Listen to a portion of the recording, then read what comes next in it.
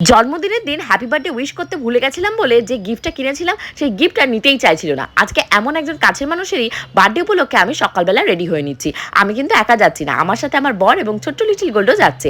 আর এই যে দেখতে পাচ্ছ ড্রেসটা পরেছি, এটা কিন্তু আমার অনেক প্রিয় একটা ড্রেস, ভীষণই কমফোর্টেবল। এবছর পুজোতে প্রচুর পরিমাণে গরম পড়েছে, আর পুজোর সময় যাদের বার্থডে হচ্ছে ও মাই গড, তাদের তো ডবল ধামাকা।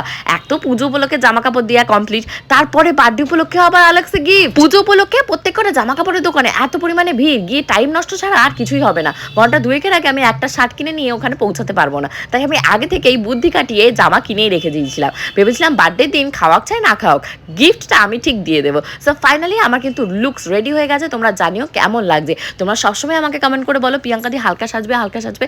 তার জন্য আমার প্রত্যেক কটা দুর্গাপুজোর লুকসই কিন্তু আমি হালকা এবং পাতলা রাখার চেষ্টা করেছি। তো এখন নিয়ে নিতে হবে লিটিল গোল্ডকে। লিটিল গোল্ডের কিন্তু ড্রেস সিলেকশন চলছে, কারণ ওর পিপি যে ড্রেসটা ওকে পরতে দিচ্ছে সেই ড্রেসটাও পরবে না। এইবার তো দুর্গাপুজোয় লিটিল গোল্ড রক্স, মানে অন্ততপক্ষে 20খানা ড্রেস তো তার হয়েছে। তো ফাইনালি এখন জুতো ব্যাগ সমস্ত নিয়ে আমরা এখন চলে যাব কেক কিনতে। কেক কিনে নিয়ে আজকে আমরা যাবো, ইয়েস আজকে রয়েছে লিটিল গোল্ডের একমাত্র স্বর্ণ আঙ্কেলের হ্যাপি বার্থডে, মানে পূজার বরের হ্যাপি বার্থডে উপলক্ষে আমরা সবাই মিলে দলবল বেঁধে চলে যাচ্ছি। মায়ের 3 থেকে 4 বার ফোন হয়ে গেছে, মা এবং বাবু অলরেডি চলে গেছে।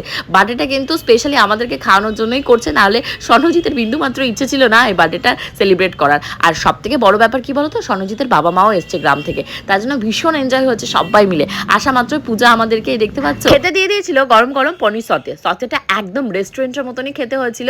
ভেতরটা যতটা টেন্ডার ছিল বাইরেটা ততটাই ক্রিসপি ছিল। এখানে পনির আর হলো বেল পেপার, মানে ক্যাপসিকাম যেগুলোকে বলে, সেগুলো ম্যারিনেট করে রেখেছিল। তারপরে কাঠির ভেতর পুরে একটা ব্যাটারে ডিপ হয়, ডিপ করে সেটাকে ডিপ ফ্রাই করে দিয়েছে।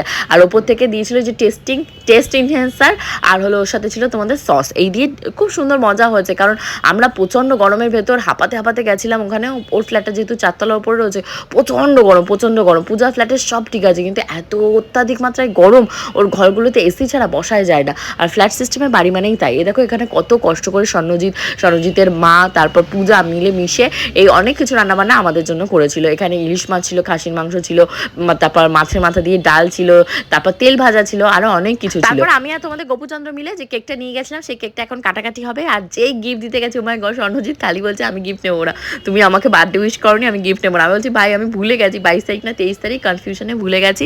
তো তোমরা কিন্তু অবশ্যই স্বর্ণজিৎকে হ্যাপি বার্থডে বলতে ভুলো না। আর এখানে দেখো স্বর্ণজিতের মা, আমার মা বাবা, তারপর স্বর্ণজিতের মা বাবা, তারপর তোমাদের লিটিল গোল্ডের বাবা, আমি, পূজা সবাই মিলে ভীষণ এনজয় করেছি স্বর্ণজিতের বার্থডে। হ্যাঁ, হয়তো একটা কোনো রেস্টুরেন্টে গেলে মজা হতো, কিন্তু এই বাড়িতে রান্নাবান্না করে খাওয়ার যে মজা, সারাদিন ফ্যামিলির লোকজনের সাথে সময় কাটানোর যে মজা, সেটা কিন্তু রেস্টুরেন্টে গিয়ে হুট করে খেয়ে চলে আসলে আমি মনে করি পাওয়া যায়। দুর্গাপুজোর ভেতরে যেহেতু স্বর্ণজিতের বার্থডে সেলিব্রেট করা হচ্ছে, তোমরা তো বুঝতেই পারছো আমরা সবাই এখন রাতের বেলা হোল নাইট ঠাকুর দেখতে বেরোবো।